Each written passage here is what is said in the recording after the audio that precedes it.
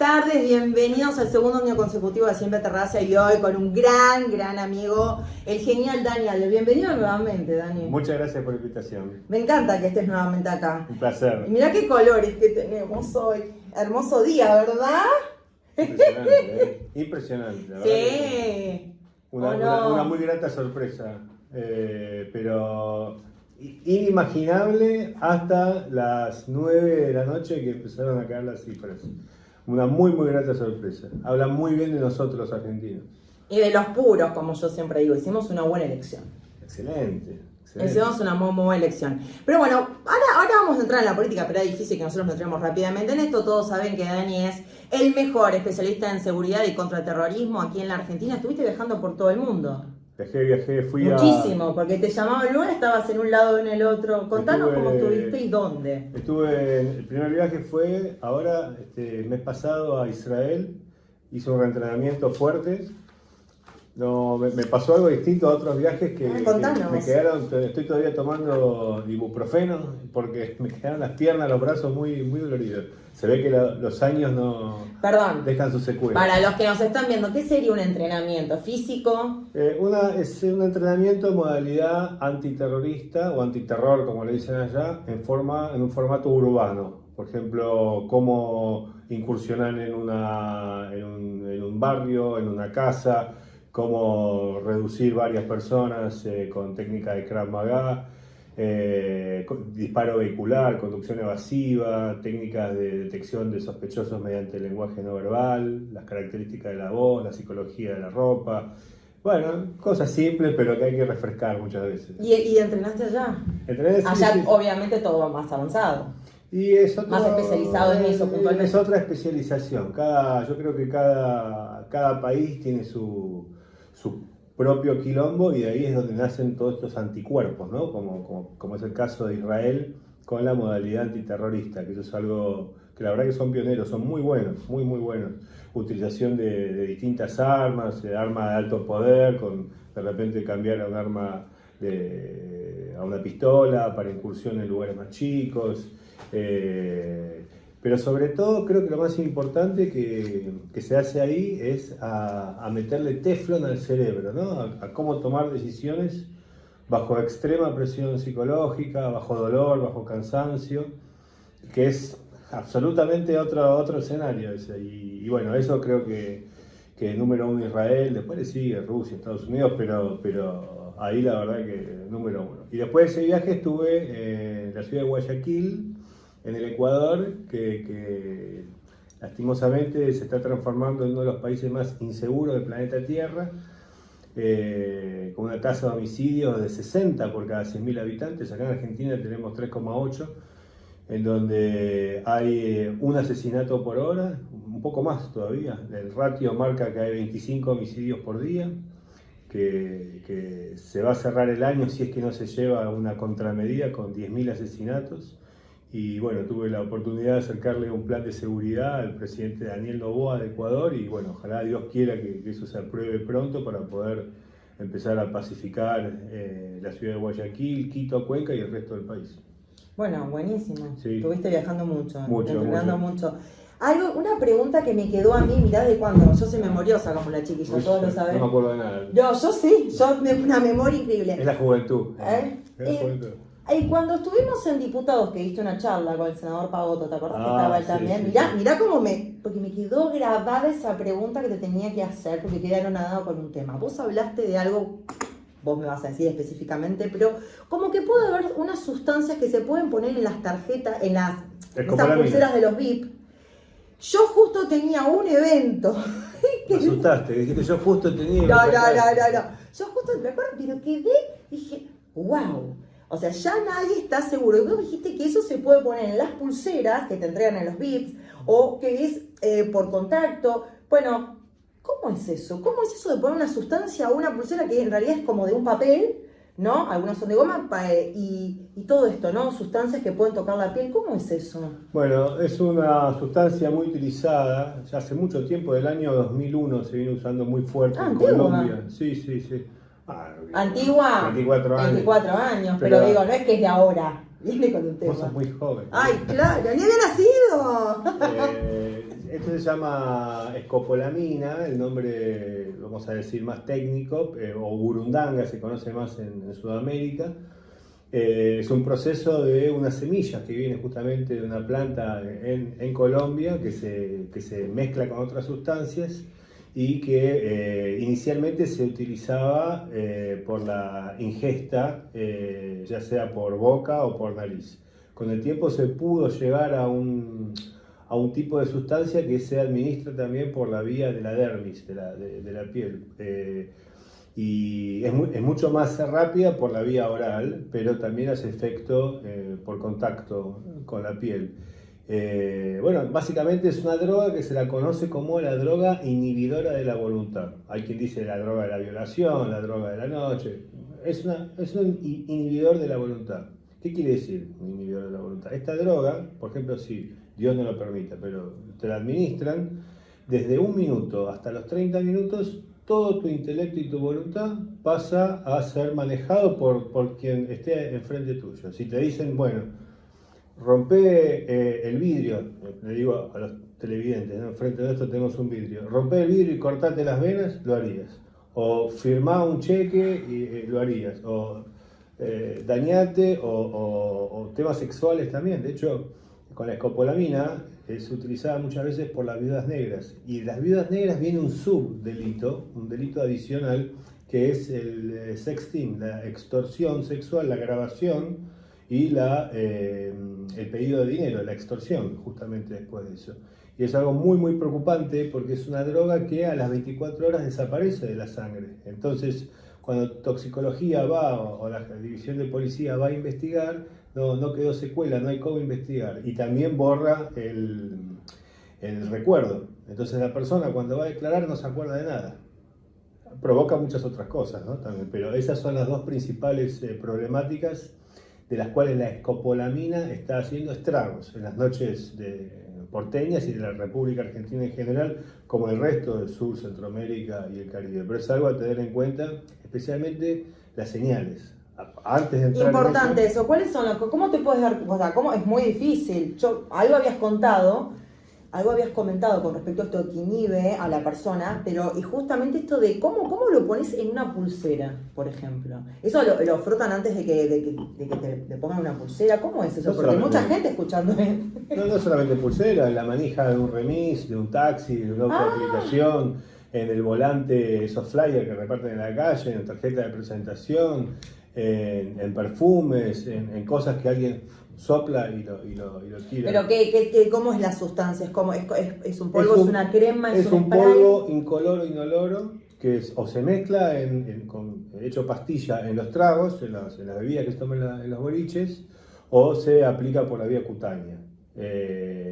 No tiene ningún tipo de color ni olor, lo que sí se va provocando reacciones en el cuerpo. Por ejemplo, hay resequedad en los labios, taquicardia, un poco de desorientación, mareo, dificultad para respirar, estreñimiento en algunos casos también, resequedad de los labios y de la boca. Bueno, todo eso son señales que una persona fue escopolaminada o escopolamina. ¿Tiene tiempo la persona desde que siente sus síntomas a pedir ayuda? ¿Tiene tiempo? Muy poco, muy poco. Si la dosis está, entre comillas, bien preparada, puede tener algo así como un par de minutos.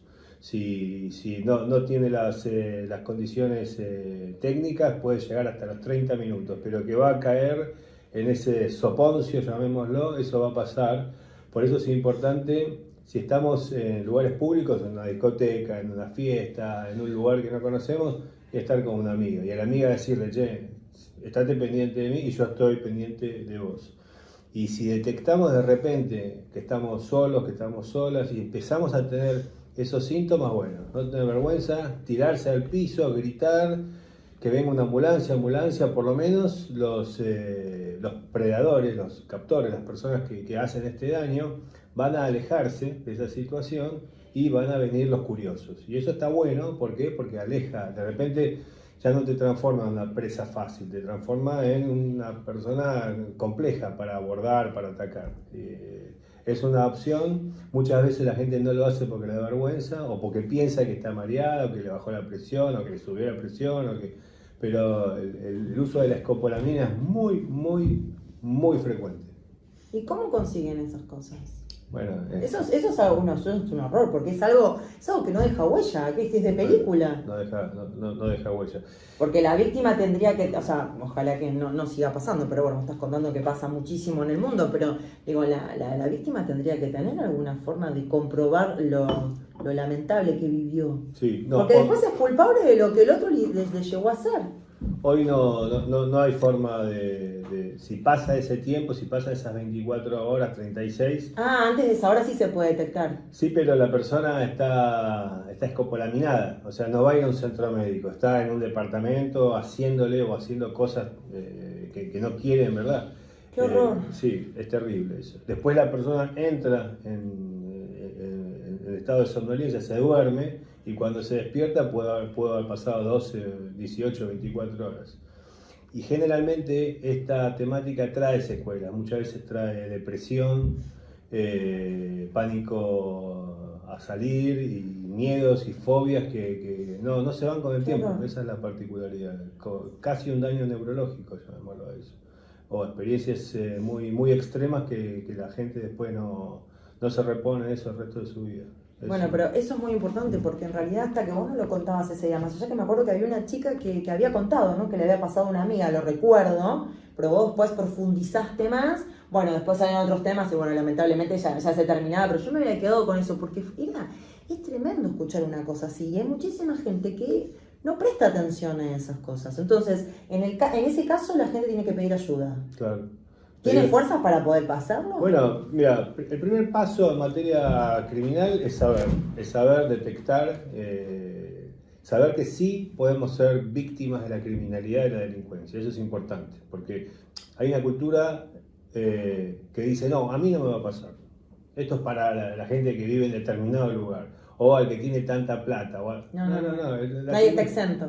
La criminalidad ataca a todos los lugares, todos los sectores, es algo que tenemos que tener presente. Segundo, hay consecuencias, hay cosas que pasan en el cuerpo. Detectar bien, estar alerta, porque ¿cómo dejamos de ser una presa fácil? Importantísimo. Dejar de ser presa fácil es nuestra responsabilidad, depende de nosotros. ¿Y cómo lo hacemos? Bueno, abriendo bien las orejas, los oídos y los ojos, y sabiendo que tenemos que estar atentos a las reacciones que nos pasan a nosotros y al entorno.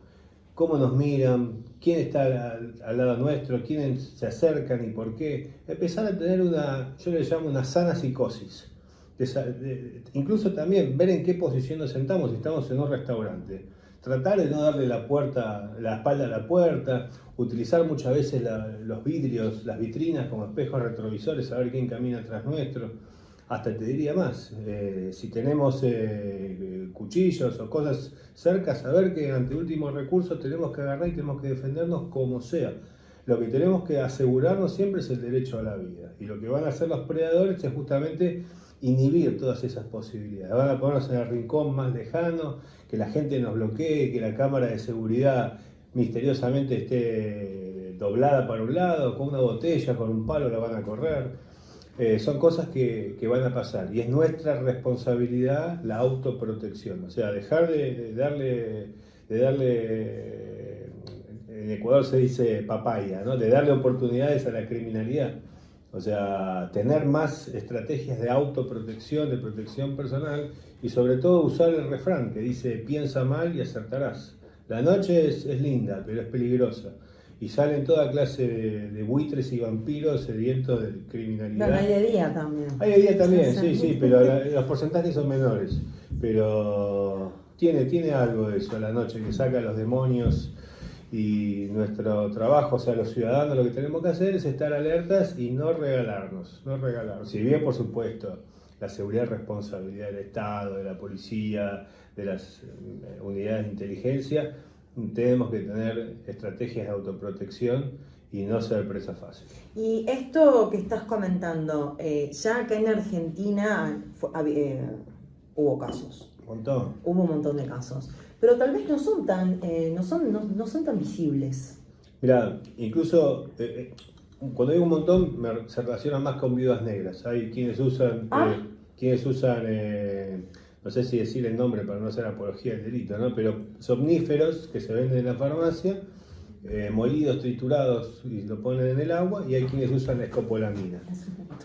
Claro. Es un montón. Y está comprobado que solo uno de 125 casos se denuncia. O sea, las cifras negras en tema de viudas negras, de las cifras negras de la inseguridad, víctimas que optan por no denunciar, en tema de viudas negras es solo uno cada 125 casos. Y si es hombre, si es mujer, las cifras son peores todavía. O sea, la gente no denuncia, en ese caso por vergüenza, tal vez por miedo, pero es algo que tenemos que tener presente. La problemática esa de las cifras negras de inseguridad. Víctimas silenciosas. Tal vez por no confiar en la policía, en la justicia. Y lo que pasa es que a veces, hemos hablado tal vez aquí de otros casos, pero a veces la gente no denuncia, porque a veces dice, denuncio, ¿para qué denuncio si sigue todo igual? Como pasó muchas veces con situaciones de violencia de género y otras más, ¿no? Hay muchas personas que denuncian y queda todo ahí, ¿sí? Entonces, tiene un poco que ver con eso, pero yo creo que hay una diferencia entre lo que tiene que ver con violencia de género y esto. Yo creo que tiene que ver un poco más con el pudor y la vergüenza por la situación de cómo se siente la persona que padece eso, porque vamos a ser sinceros, igual es un consejo, ¿no? Pero ¿a quién se le ocurre? Esto es así, acá se habla de todo. Entonces, ¿a quién se le ocurre también, ya bastante loco conocido hay como para salir con un desconocido? Déjame joder, o sea, las cosas por su nombre. Vamos a ser sinceros, los hombres, o sea, ¿y qué cabeza cabe meter en tu casa a un desconocido o dos desconocidas? O sea, es tan frecuente. Sí, pero está mal, señores. Bueno, Abran esa cabeza. Ahora, en este momento. ¿A quién se le puede ocurrir? No, pero déjame hacerte un comentario. Es un montón. Nosotros ahora estamos acá en esta mesa, en este lugar, en este estudio, y analizamos en frío. ¿A quién se le ocurre? Pero de repente viene Carlito, un tipo de, no sé, 60 años, medio gordito, Se le acerca una chica linda. Y esa chica dice, che, dale, vamos a tomar algo, pero estoy con mi amiga que recién se separó de su novio. Y bueno, le pido el teléfono, charlamos y otro día. Carlito no hace. Y bueno, pero no voy a decir, porque estamos fuera de horario, pues ustedes ya saben lo que yo les diría en este caso. Ahora decirlo. No. Claro. Después se los dan un tips por privado que Sí, después sin malas palabras, no, pero muchachos, no, métense una ducha fría, déjenme hinchar las pelotas. La mente del hombre no funciona. No, pero a ver, yo entiendo que, a ver, está todo ok, pero no, el horario, pero si no, tenemos que sería, pum, el programa, pero no, en serio, yo creo que no denuncian por eso, porque dicen, qué boludo que fui, ¿cómo hice esto? Y sí, y algunos terminan muertos. Antes ha pasado con figuras conocidas que, ¿no? Que les ha pasado eso y después, ay, me robaron todo. Y sí, o sea, no... Eso en cuanto a viudas o viudos negros. Recordemos que este delito... ¿A qué mujer? No, chicas, no. Te sorprendería. Me muero, chicas. Ay, no. Sí, por supuesto No que puede sí. ser. Por supuesto que sí. No puede ser. Y hasta tiene lógica criminal, que haya también tipos, Anonado con ustedes, mujeres. tipos que se encargan de esta temática también. O sea, como pasa en todo Sur, Centroamérica y el Caribe. Esta es una temática que un poco viene importada. Recordemos que las estadísticas marcan que el 60% de los capturados no son argentinos. Uno dirá, bueno, ¿cómo será, no sé, un viudo negro boliviano o paraguayo? Algo debe tener que consigue las víctimas. Pero eso también es así. ¿Ese es de a uno o de dos? ¿Ese es igual? Mira, hay muy poco análisis al respecto porque son muy pocas las denuncias que se hacen. Y de las denuncias que se hacen en general, solo el 2% se judicializa. Claro, porque de por sí mayormente se escucha de hombres que les pasa, más que de mujeres. Hay de los dos lados. Sí, pero digo, a veces vos prendés el noticiero o algo y más que nada escuchás de los hombres. Igual, a ver, había que poner una nota de color porque para decirles que no sean gomas haciendo eso, ¿no? Pero la realidad es que, no, pero es un montón. Eso es un programa completo que tenemos que charlar. Pero es terrible. Y después les pasa lo que algunos pueden terminar muertos. Sí, claro que sí. Y ahí es donde cuando hay un cadáver no se esconde el delito y ahí no es que se denuncia, sale a la luz cuando hay un cuerpo. Bueno, igualmente hasta se ha hecho hasta una serie relacionada con eso, ¿no? Sí, es vi como... unos capítulos. No, yo no, pero eso es como... Me no, quedé lo dormido. Lo escuché, pero digo, se naturaliza tanto. Es que es muy esto tan frecuente. criminal. Mira, los amigos que están del otro lado, que nos están viendo, seguro alguno tiene un amigo que escuchó que un amigo fue, que esto, que lo otro, que le robó el reloj, que le robó, y que seguramente no lo denunció. Seguramente no lo denunció. De hecho, no solo este delito. Las cifras negras en general en Argentina son del 80%. Es decir, 8 de cada 10 víctimas no denuncian. Solo se denuncian delitos de reposición, delitos que tienen un seguro y que el seguro está al día y te lo van a pagar. Si no, tampoco se denuncia. Y es por eso que muchas veces inteligencia criminal de la policía y de otras unidades le falta un poquito de colaboración, de ayuda ciudadana. ¿Por qué? Porque hay mucha gente que por la razón que sea, ya sea descreimiento en la justicia, descreimiento en la policía, intuición de complicidad gubernamental, lo que sea. Pero lo que pasa es que nuestro rival, el mundo criminal, refuerza su ventaja. Ya de por sí tiene la ventaja. Ellos tienen el factor sorpresa. Ellos van scrolleando y seleccionan presas fáciles. Después tienen el factor intimidación. Primero, se acercan, sacan un revólver y te empiezan a gritar. ¿Y qué le pasa a la persona? La adrenalina se mezcla con la sangre y se paraliza. Una cosa es el miedo, otra cosa es el pánico, que paraliza. Como un gato, ¿viste? Cuando le pones las luces largas, se queda clavado. Tiene el factor, dijimos, sorpresa. El factor de intimidación. Tiene el factor táctico. Por más que un ciudadano esté armado, el criminal ya está empuñando el arma. Y hay un segundo criminal con otra arma, un tercer criminal con otro cañón. O sea, 3 cañones y el tipo que está... El ciudadano que está armado ni siquiera pudo meter la mano para sacar la pistola. Entonces, si a eso le sumamos que la inteligencia o la contrainteligencia que nos da muchas veces la denuncia, tampoco se efectiviza, o sea, la policía no se nutre de información, es bastante asimétrica la pelea contra el mundo criminal. Que la podríamos ganar tranquilamente, porque nuestras fuerzas de seguridad son muy superiores, pero nos falta justamente eso, información, táctica, estrategia, velocidad de gestión. El mundo criminal no necesita burocracia, no tiene que hacer papeleo, nada, va, terminó. Y muchas veces en los ministerios, hasta que se compra un vehículo, hasta que se lo plotea, hasta que le dan el permiso, hasta que el patrullaje, hasta el plan cuadrante, hay mucho hasta que, y pasan varios meses y mientras tanto el rival, o sea, la criminalidad está de fiesta. Sí, igualmente también, o sea, siempre lo venimos diciendo, creo que hace años esto, el tema es que la justicia, más allá de lo que tiene que ver con la parte del gobierno, la justicia tiene una gran deuda con todos los argentinos. Sí, efectivamente. Porque no es lo que le conviene es sí, o sea, los juzgados están llenos de papeles. O el gobierno que esté de turno, cómo vayan las estadísticas. Sí, si trabajo más porque tengo tu bandera, si no trabajo, sí, pero mientras tanto hay gente. Sí, bueno, pasó esto con este caso más reciente, con esta chica de bandana, Lourdes, que pasó la semana pasada, que había un tema que parece que la policía estaba en la puerta, lo dijeron 20.000 veces y fue, digamos, fueron mostrando cómo fue el hecho. La policía estaba para poder entrar porque la chica realmente estaba ahí, pero no enviaban la orden. Mientras tanto, el agresor se paseó al kiosco, hizo un par de cosas y resulta que mostraban decían que ella le hicieron grabar un video que ella no estaba, pero el reflejo de su anteojo se veía al otro y la chica estaba ahí. Hasta que dio la orden, había un tema entre el fiscal, entre el juez, la policía estaba plantada ahí, la policía quería gestionar, pero el juez no se movía. Digo, es un montón. Es un montón. Aparte, mira, lo que se necesita en estos casos, aparte de astucia, audacia, transparencia, es velocidad de gestión. ¿Por qué? Porque no le podemos dar chance al criminal de pensar, de planificar, de fugarse o de esconder evidencia. Entonces la velocidad es fundamental. ¿Lo viste ese caso? Sí, por sí, supuesto. ¿Qué te pareció? No solamente ese, hay decenas de miles de casos que No, yo te comento esto porque es como el más reciente, de una persona que estaba realmente presa de su... O sea, no podía salir del departamento y le hacían decir un video que estaba en otro lado. Y el tipo le manejaba las redes. Sí, no, y el tipo salió con toda la prensa, compró su chupetín, sí, volvió...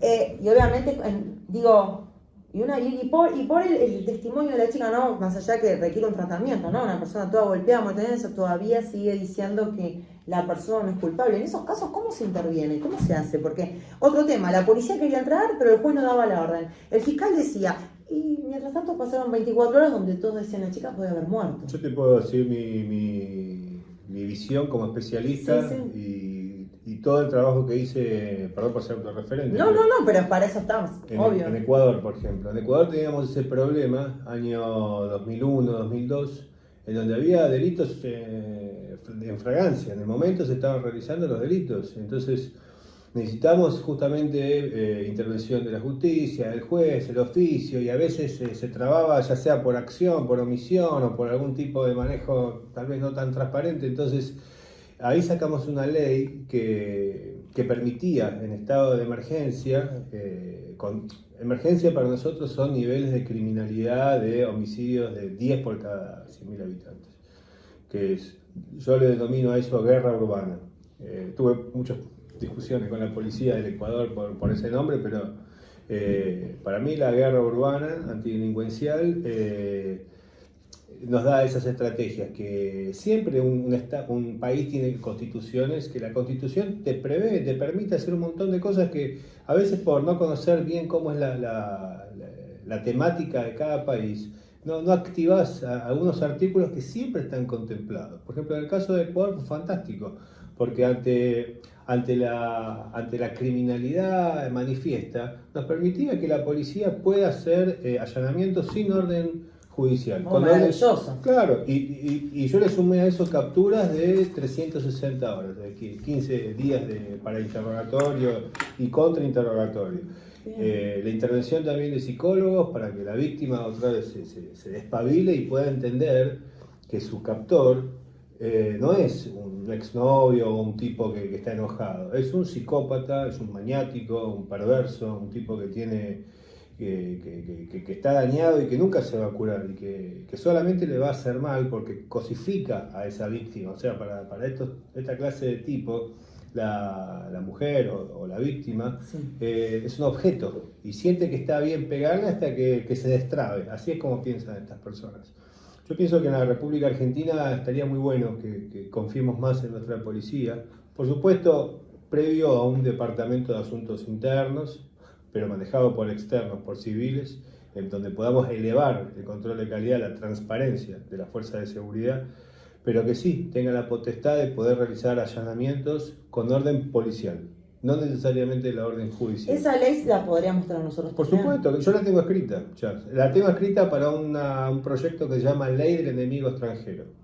La ley del enemigo extranjero contempla que la policía pueda incluso requisar teléfonos para revisar también redes sociales de ciudadanos extranjeros que no tienen permiso legal de estar en Argentina. ¿Y se puede aplicar a los nacionales también? Sí, se puede aplicar siempre en cuando la Constitución lo permita y lo permite. O sea, la Constitución es fantástica. Es un abanico de soluciones si es que se sabe escarbar bien y ver qué artículos... O sea, si la situación, por ejemplo, en este caso, como pasó con la chica, si esa situación donde está corriendo riesgo de vida a la persona, si esa ley está, no solamente para extranjeros, sino que se pueda allanar y buscar a la víctima. Por supuesto. Eso es fantástico, pero tenemos que tener eso. No es que un tipo se enoja y dice, entonces voy a allanar. Es la Policía Nacional, la Policía Federal. O sea, tenemos que confiar en ellos. Si ellos dicen que hay que allanar, tenemos que dejarlos que allanen, que hagan capturas. Incluso no solamente eso, sumarle otro tópico, algo que también funciona muy bien, que es la contrainteligencia civil. ¿Quién conoce mejor el barrio que el propio vecino? Que sabe exactamente qué pasa en la cuadra. Sabe todo, el horario, los encargados de los edificios. Si todo. nosotros, o empresas de seguridad, si nosotros tenemos un departamento de denuncias anónimas, pero no policial, ni siquiera de la Fiscalía de la Justicia, civil, y nos llegan denuncias de alta calidad de personas que ya conforman una red de colaboradores, que ya pasaron un curso, que entienden lo que es el lenguaje criminal, el lenguaje corporal criminal, o sea, se dan cuenta de eso.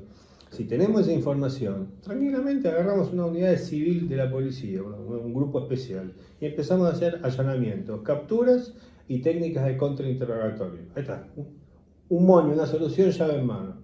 Denuncia anónima, intervención, unidades especiales civiles. Captura, técnica de interrogatorio, contrainterrogatorio, utilizar inteligencia penitenciaria, que hoy tenemos un desafío con el servicio penitenciario, realmente está detonado, pero se puede mejorar. Y empezar no solamente a capturar perejiles, hacer que esos perejiles empiecen a hablar para poder escalar. Siempre el actor intelectual es alguien que nunca se toca en la República Argentina. Se agarra a los muchachitos, que por cierto son absolutamente la parte más culpables, llana, digamos, hay que llegar a las cabezas de todas estas cosas. Está bien agarrarlo y son culpables. Sí. Pero no nos tenemos que conformar con eso, tenemos que escalar, ver quién le da el permiso de operación en la cuadra, de dónde viene, esa droga, cuando la venden, cómo sacan la plata del exterior, quién le lava el dinero. Esa es la parte que venimos un poquito adormecidos en la Argentina.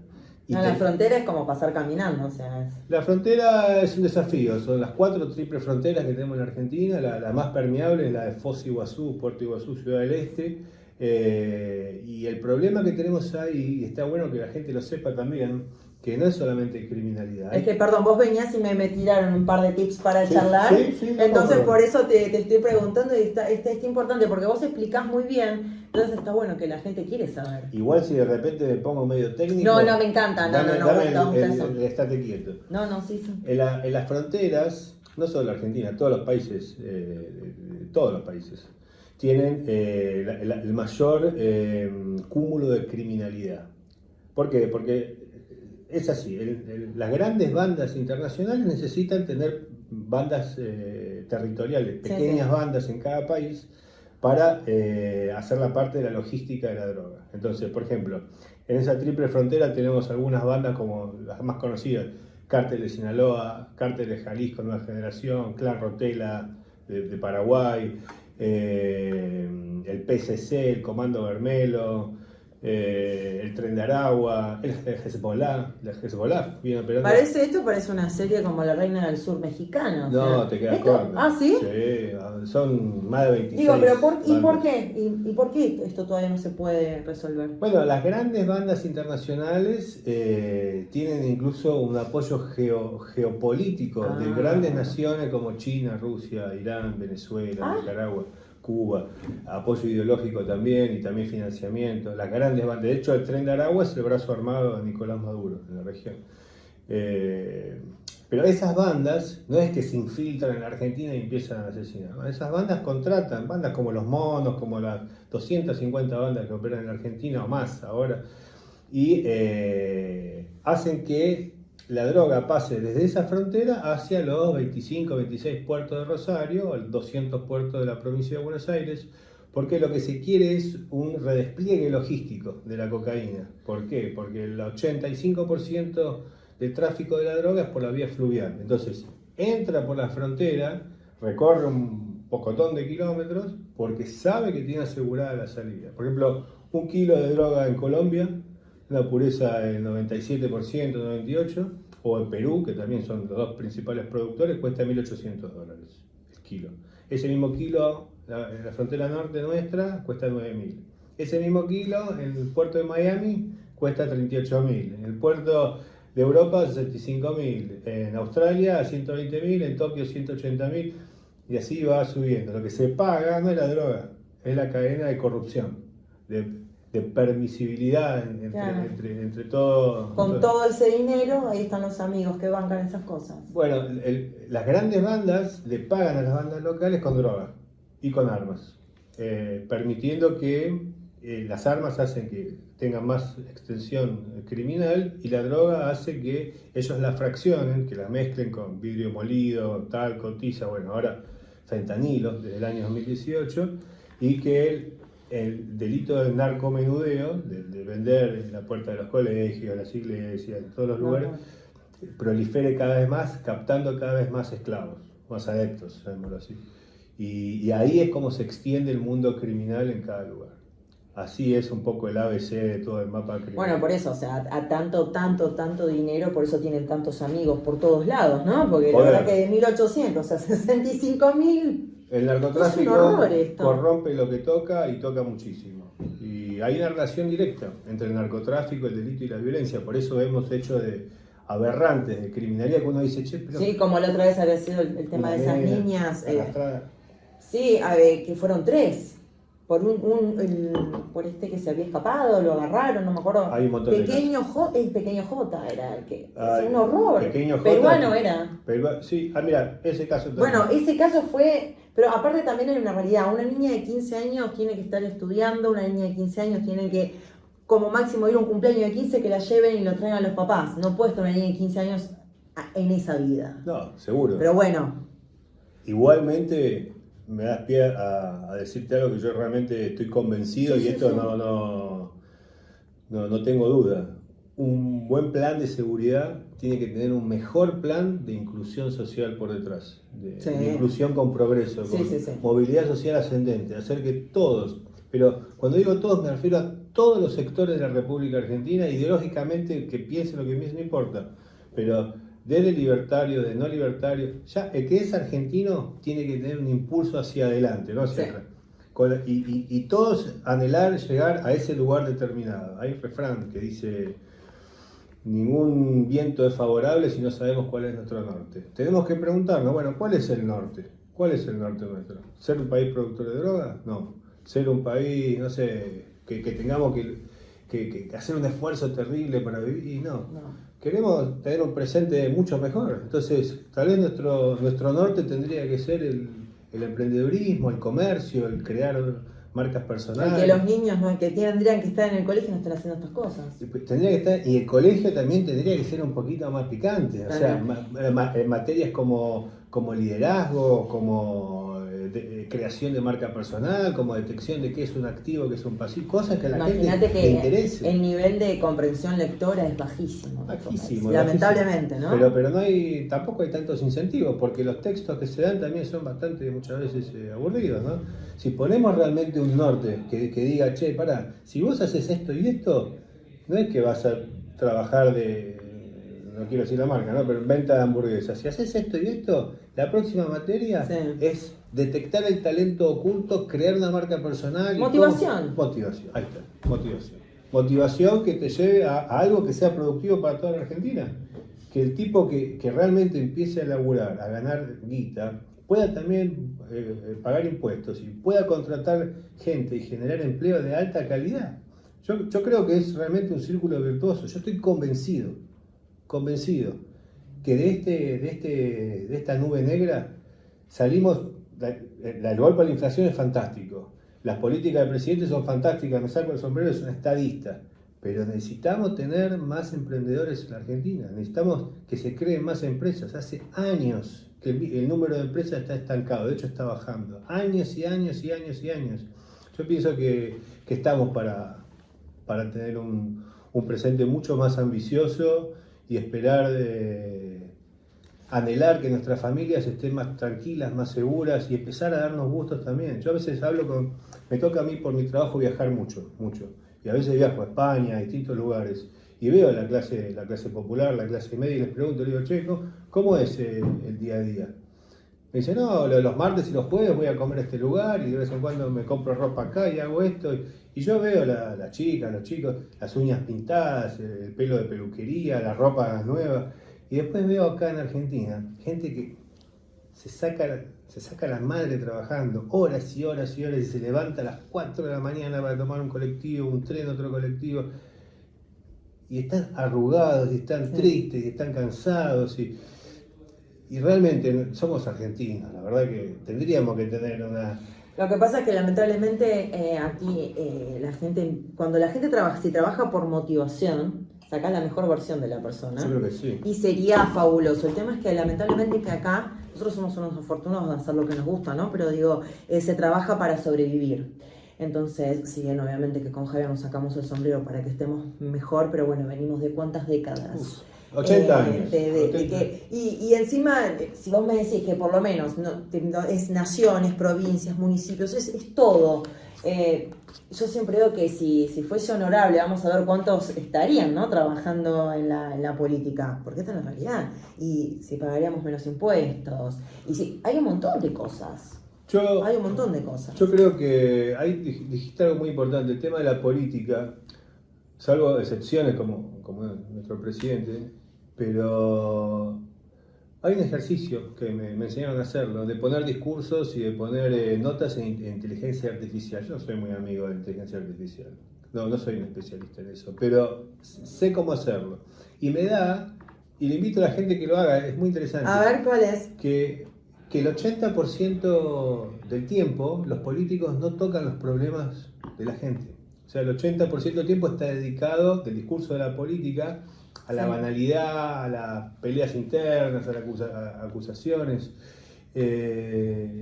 Realmente los tipos muchas veces no les, la mayoría de los casos, no les importan los dolores, las angustias de la gente. No tratan los temas de educación, de justicia, de seguridad, de logística, de vivienda, o sea, están en cualquiera. Entonces, cuando hablamos de política, yo muchas veces digo, la verdad, veo tipos, no quiero tirar nombres ahora, pero veo tipos ahí del kirchnerismo, del peronismo, que tantos años, yo era pibe, tengo 50 ahora, pero No parece.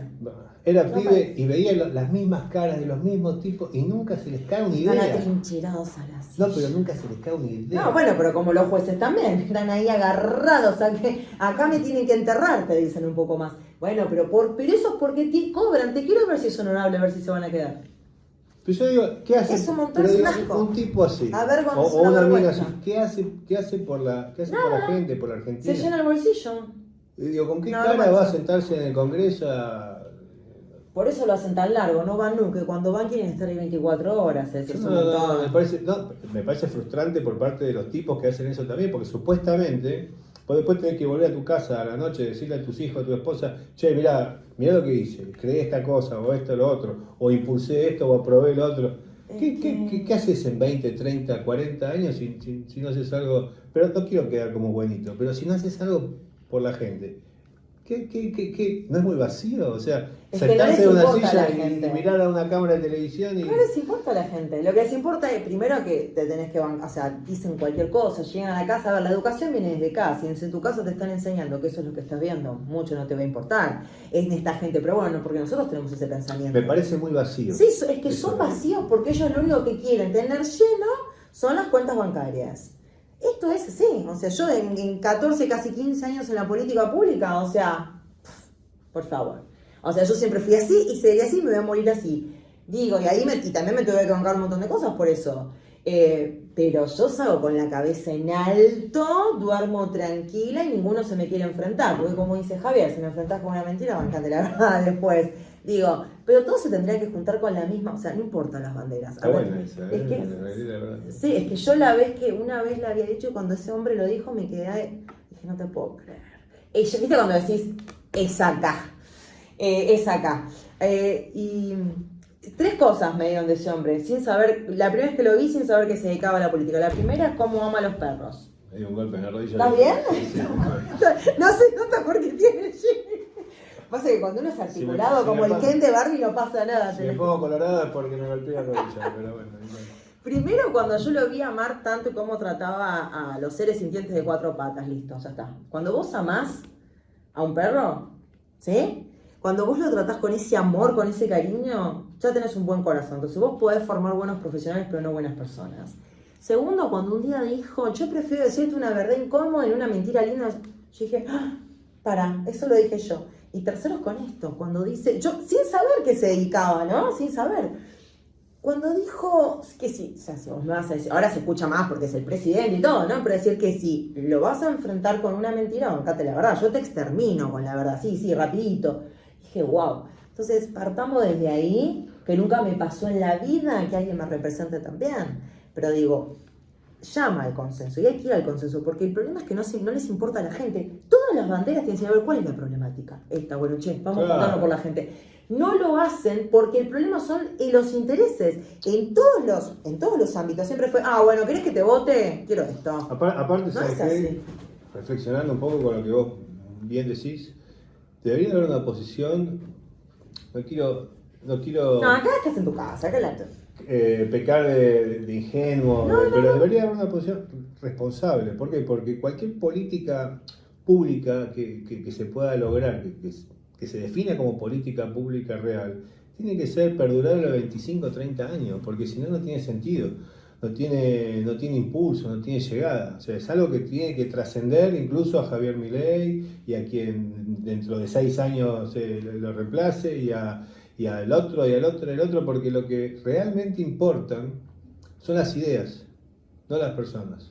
Las ideas que cambien la cabeza de la gente. Y si cambiamos nuestra cabeza, la cabeza de todos nosotros, hay un refrán que dice, de la calidad de nuestros pensamientos dependen nuestros resultados. Si somos argentinos, nos merecemos mejores resultados, pero tenemos que setear un poco lo que tenemos acá adentro y encauzarlo en otra dirección. Y para que eso pase, necesitamos educación, continuidad, transparencia, certidumbre. Son cosas que... Menos burocracia para todo. Para todo, pero sobre todo enfoque, claridad, certeza, precisión. Metas, objetivos. Cómo fijarse exactamente un objetivo, una meta, cómo elaborar un plan, cómo tener trazabilidad, cómo ir midiéndolo, cómo trabajar en bloques de tiempo para tareas específicas, cómo no dispersarnos. Son cualidades que no podemos tener el lujo de carecer en una nueva Argentina, en un mundo que el 70% de los empleos no está creado todavía. Entonces, tenemos que tener una visión mucho más poderosa, mucho más disruptiva, más picante, más novedosa, para volver a ser la potencia que nos merecemos ser. Con la reducción de la inflación es fantástico. Tenemos que terminar de reducir el Estado. Porque es el impuesto que más golpea a la clase media y la clase popular.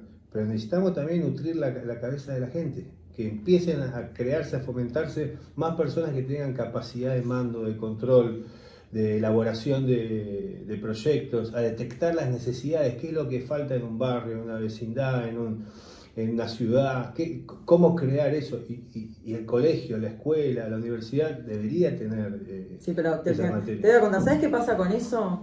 Cuando hay un problema existencial que es, cuando yo hablo de reducir el Estado, que cuando uno puede hacer todas esas cosas, no quieren. ¿Por qué no? Porque esa persona puede hacerlo, a mí me pasó, puede hacer lo que... ¿Y yo qué hago con estos 10 sueldos? ¿Qué le estás haciendo, que te saque foto? No, instrucciones de dónde tiene que poner la cámara. Ok, entonces... Ya te pasa eso, entonces no quieren gente así. Javier Milei sí quiere gente así, pero ellos no quieren gente así, ¿entendés? Yeah. Entonces tenemos que reducir el Estado para que haya más como él. Yo tengo 10, prefiero tener 10 Milei porque el tipo se congeló el sueldo. Después tenemos intendente que tenemos lista para así como se lo triplicaron. Yo tengo 10 Milei y es preferible que tener 1 millón de demás. Yo coincido con vos, porque creo que el Estado debería ser todo músculo, cero grasa. Reducirlo y que sea lo más eficiente posible, porque no por reducirlo tiene que ser ineficiente. Pero tener gente de calidad y que pueda hacer todas estas cosas que estamos diciendo. Definitivamente, y sobre todo hay lugares donde sí tiene que haber presencia del Estado, donde sí, por ejemplo, sí. Las fuerzas de seguridad tienen que pisar el territorio, tienen que mostrar justamente músculo ahí. Y hay lugares donde no, donde tenemos que dejar que el mercado regule como tiene que regular. Es un equilibrio que hay. Y el especialista en eso se llama Javier Milei, pero yo considero que sí. Y mi lema en ese caso es puro músculo, cero grasa. Ojalá todos serían molestados entonces. No, pero realmente tendríamos que tener ese nivel pero de el hombre potencia. no puede solo, por eso yo el otro día decía, tenemos que ayudar. Y dale que marcha, yo no sé qué está marcando, pero ¿qué es lo que? Espera, ¿qué es lo que le marcas? Yo soy un productor. Yo salgo también, ¿no? Salís vos, yo de refilón. Yo soy un productor frustrado. Me gusta la preproducción, la producción. ¡Hola, Diego! Acá está el operador del año pasado que tenía todos mis Ringtone. Yo tenía todos los Ringtone míos. No, bueno, es que ahora cambió. Ahora después se los va a tener que pasar al otro Nico. Entonces yo tenía uno que yo estaba como el de Moye, ¿quiénes son? Y tenía otro que decía siempre terraza nunca no estaban buenos. Pero bueno, sí, los voy a volver a pedir. No, a ver, está bien esto que vos decís, pero el tema es, sí Estado, pero un Estado con equilibrio, ¿sí? O sea, sí personas que puedan hacer. O sea, ¿sí? No personas que se sienten o que tengan... Vos decís, ¿y dónde está Pirulo? No, está muerto. Pero Pirulo sigue cobrando. ¿Dónde está Mengano? El director general, el secretario, no sé qué. Pero hoy... Eso es corrupción. Bueno, no es pero el hombre solo no puede. Por eso yo otro día llamé cuando pedí el voto y mostré cómo se votaba. Dije, no puede solo. Tenemos todos que... A ver, votemos, apoyémoslo ¿Y qué te... No, pensé que me ibas a dar tu agua. Yo dije, no. Si querés, ahí le pedimos a él, ya terminamos, nos quedan 3 minutos. No, pero digo, apoyémoslo a este hombre y después mostrémosle cuáles son las personas que debería sacar. Y, a ver, tenés la provincia llenísimo y los municipios ni te cuento, pero no puede solo. Él quiere hacer todo bien y uno lo banca, pero hay que ayudarlo. Obvio. Todos lo tenemos que ayudar. Obvio. Y ir despejándole personas que tal vez no quieren que escuche cosas. Pero el que te quiere te defiende te defiende por la espalda y la cara, la verdad te la dice en la cara. Así es. O sea, esto es así, pero estas personas que necesitamos, tenemos. El tema es que hay que dejar que hagan, no hay que taparlas por miedo a miles de inútiles que se quedarían sin trabajo. ¿Me entendés? Ese es el problemita que estamos teniendo ahí, esa es la ecuación que tenemos que arreglar. ¿Sí? Así es, así Y te digo que si lo analizás, tanto ya sea municipal, provincial, nacional, él lo está tratando de hacer lo mejor que puede. Pero después tenemos que arrastrar todo lo demás. Es así. Eso es un tema que tenemos pendiente, ni hablar de la justicia, pero bueno, es él contra todos. Entonces todos de a poco tenemos que ir ayudándolo. Mira, yo creo que en 2 años este gobierno hizo tanto. Muchísimo. Yo Muchísimo. me acuerdo cuando, creo que era diciembre del 2023, que el dólar estaba a 1570, que la gente hacía colas en los lugares que vendían electrodomésticos, fila para comprar una licuadora, fila para comprar un coche, como las peores épocas de hiperinflación, donde Massa era ministro de Economía y candidato a presidente, de la que zafamos, te digo. No, hubiésemos sido Venezuela, si no. Sí, hubieran cambiado la constitución y hubiésemos sido Venezuela. Y de repente llega Javier Milei.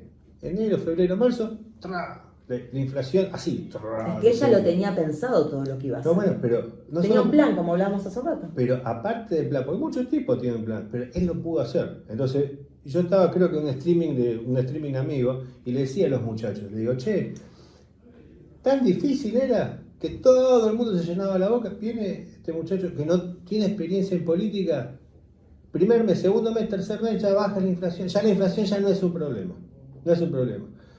Cuarto, quinto, sexto, séptimo mes, baja 20 puntos la pobreza. Digo, pero la puchica. Lo que pasa es que él vino a hacer lo que dijo que iba a hacer. Pero, No vino a robar pero como la nosotros. pregunta yo realmente me calentaba y decía, entonces para estos impresentables del kirchnerismo, 16 años y no pudieron, y la soja que estaba en el precio histórico más alto, después tuvimos los 4 años de Macri, que todos nos ilusionamos y dijimos, chao, vamos a la dirección correcta. Pasó lo de los tirapiedras, creo que el año 2018, se desinfló, una derecha cobarde, vamos a decir la verdad. Y de repente llega Javier y realmente cumple lo que prometió. Y yo Eso decía, es lo que cumplió la pero palabra. No lo podíamos creer. somos tan pobrecitos nosotros que el que nos cumple con lo que promete decimos, wow, está diciendo la verdad. O sea, tan No, porque, mal caído. porque ahí lo que estábamos hablando antes de arrancar, que parece que cumplir con la palabra, sos un bicho raro. Claro, No es a así. eso voy. Y solamente pasaron 2 años y esto es una nueva Argentina hace rato. Ahora para mí, a partir de diciembre, que asumen los nuevos, son 93 bancas, ¿no? Bastante, sí. son- Ya va a tener el quórum él para todo. A partir de diciembre para mí empieza el gobierno real de Javier Milei. Empieza la nueva Argentina. Esto se va a mostrar. Un presidente con los cojones que tiene Javier Milei, con la cabeza que tiene. El tipo, yo te juro que no soy chupa media de nadie. No, pero es admirable. El tipo es un estadista. No hay dos como él. No, es algo único. ¿No? Y yo nunca soy un tipo condescendiente ni nada de eso. Pero el tipo es único en el mundo. No hay dos como él. Gracias a Dios argentino. Pero a partir de diciembre, con normas, con procedimientos, con leyes, con temáticas que lo impulsen no solamente a crecer, sino a ser un país normal, a eliminar viejas costumbres del pasado, del socialismo, del comunismo, de las alianzas con los terroristas iraníes, con los rusos, con los chinos, con todo ese eje del mal, con toda esa caterva. Yo pienso que realmente tenemos la posibilidad de volver a ser. En el año 1897 tuvimos el PBI más alto del planeta Tierra, más alto que Estados Unidos, que Inglaterra. Realmente fuimos, por poco tiempo, pero fuimos la potencia más fuerte del planeta. De hecho, en territorialidad somos el 7º país más grande del planeta también. O sea, realmente tenemos todo para crecer. A pesar de nosotros mismos, de las creencias limitantes. Por eso yo creo que el tema de la educación, la inclusión con Fundamental. progreso, la movilidad social ascendente, definitivamente son las llaves para todo. A mí, digo esto y se me pone la piel de gallina, pero realmente estoy convencido de ello. Convencido, no solo para el tema de la inseguridad, para el tema de los impuestos, para el tema del crecimiento, para el tema de la mejora de la propia alma de la gente. Yo vivo en el conurbano, vivo en Tigre. Vecinos son. Técnicamente no sé si en conurbano, pero La zona norte. Moro Moreno, Sí. Isidro Casanova, La Matanza, hay lugares que vos no puedes creer, la gente No. realmente vive peor que hace 500 años atrás. ¿Por qué? ¿Por qué se acostumbra la gente a eso? ¿Por qué los gobiernos trabajan, los gobiernos provinciales, tan fuertemente para meterle la cabeza adentro del barro a la gente y ponerle la pata en la cabeza y que no la saque? Hay que despertar. Yo creo que esta revolución que empezó Milei recién empieza. Pienso que es algo que se va a expandir no solamente a la República Argentina, a todo Sur, Centroamérica. Hay mucha gente en todo el mundo que sabe que el presidente es el líder mundial de la libertad, por encima de Donald Trump, y lo mantengo, por encima del presidente de los Estados Unidos. Hay que ser pioneros para en Latinoamérica ser el líder mundial de la derecha y la libertad. Tiene más valor que serlo en los Estados Unidos, porque acá es más difícil. Sí, acá todo es más difícil. Bueno, fabuloso programa. Bueno, Mirá la cómo verdad se que fue, sí. mirá cómo se fue la hora. Así que bueno, gracias, Dani, No, me encantó. gracias a La vos. segunda visita y qué día, ¿no? El día post de que Argentina vuelve a ser libre nuevamente. Así que bueno, nos vemos el próximo lunes a las 5 de la tarde para arrancar la semana Siempre Terraza aquí por @. Chau.